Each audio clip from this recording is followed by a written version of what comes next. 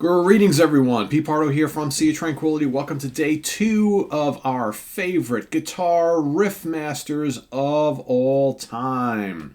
That's right, we've got 30 days here in the month of April in 2023. We have picked out, hopefully we have picked out, our 30 favorite riff masters, those guitarists who delivered some pretty mighty riffs, memorable riffs. That's kind of what we're going for here. Those guitar riffs, those little passages, those repeating passages that, in most cases start at the beginning of a song or near the beginning of a song and then repeat themselves throughout the entire composition, right? Those the guys we're going for.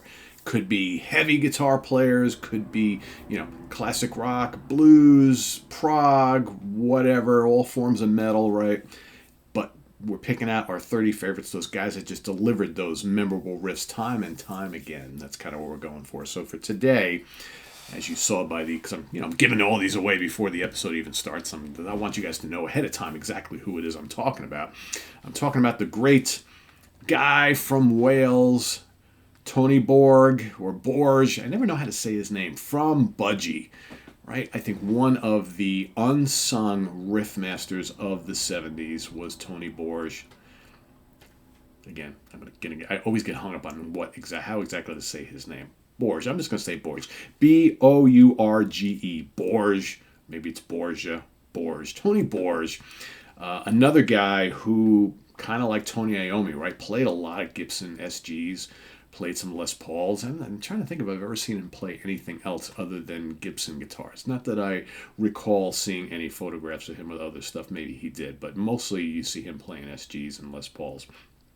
Big fat sound. If you know the music of the power trio Budgie, right? Again, I've long talked here on the channel that they are like one of the great heavy bands of the 70s that never really get the credit that they deserve as being one of those top bands that just delivered these big crushing heavy songs album after album after album. But they were a cool band because they, like, if you listen to all their albums through and through, not every single song on all their albums is heavy. Most of them are, but they would do, like, if their album had 7 songs, 4 or 5 of them would be heavy, and then you get 2 kind of like mellow, kind of like folky, poppy, bluesy kind of tracks, right? But then they would always deliver these crushing riffs. But Tony, man, so many heavy riffs. This was hard to pick out 3 of them. But I decided to go with, first of all, I'm going to go back to the first album from 1971, Budgie self-titled. I'm going to go with the song Guts from this album right there. And there is Tony right there. There he is. Guts is a really cool kind of like descending riff to start out the album. It descends and then it ascends again, right? It's kind of bluesy, right? Actually very bluesy, but really, really heavy, soaked in kind of fuzz, man. Just a cranking song. And just that, it's one of those kind of pondering, bulldozing riffs, and one of the great opening statements to a debut album, I think, Guts from Budgie, self-titled.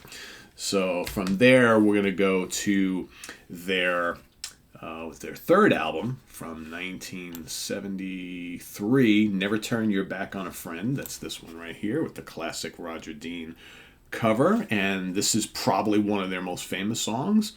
It is, to me, a precursor to like speed metal and thrash, the great Bread Fan, right? Here's this fast pick staccato riff, to kick out the song. Awesome stuff, right? This song has been covered by many bands. This song was a huge influence to so many bands on the new wave of British heavy metal scene and even the U.S. thrash scene, right? Just goes to show you that a lot of youngsters in the 70s and the early 80s, right, who were into like heavy music, they got the whole Budgie thing. They knew how great a band Budgie really was, even though the masses just never really got exposed much to Budgie at all, right? So, but yeah, another really, really great riff to start. In fact, that whole song is full with all sorts of cool riffs and licks and things, but man, that opening is just absolutely crushes. And then my final riff from the great Tony Borge is going to be from that follow-up album that came after Never Turn You Back on a Friend. 1974's In for the Kill, and I'm going to go with the title track, In for the Kill.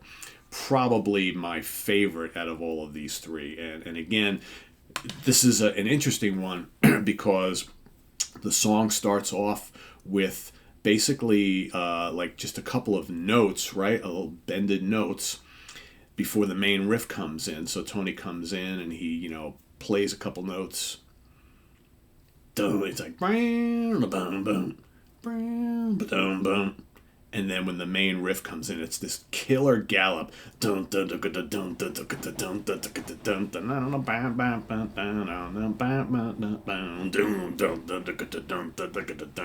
is the perfect example of a very, very early gallop in hard rock or metal, and it is absolutely crushing. And his tone on this song is so freaking heavy. Heavy to peel the paint off the walls, just absolutely killer. Then you got Burke Shelley's high pitched vocal. He's kind of like Whale's answer to like Geddy Lee sort of, and absolutely love In for the Kill. And when I hear that song, the hairs on the back of my neck just kind of stand up. I'm like, oh yeah, that is so cool, right? Riff-O-Rama Central right there. So, but yeah, that's just 3.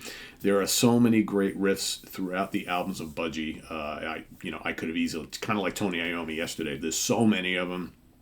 You just got to kind of pick 3, right? And then, tomorrow you could be like, I could have picked those other 3, right? So for those of you who are into Budgie, let us know what your 3 favorite riffs from the great Tony Borge are in the comments below. But more importantly, your pick for today, your guitar player, and your 3 favorite riffs from that particular player. That's what we're doing each and every day this month. We're all picking out our favorites here. There's no right or wrong answer, right? We all love the riffs we love. So so that is your assignment.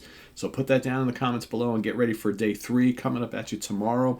Visit us on the web at www.seaoftranquility.org. We're on Facebook, we're on YouTube, all together, all the damn time. Please subscribe if you haven't already and click on that notification bell so you get alert of all of our content as it posts. And please do hit the like button. And stay tuned in just a little while, exactly 1 hour. We've got Ranking the Albums with the great Blood, Sweat, and Tears coming up at 10 a.m. Eastern Standard Time this morning here on Sunday, the 2nd of April. So thanks for watching, everybody. I am Pete Pardo. We'll see you real soon here with more stuff. Till then, take care. Bye-bye.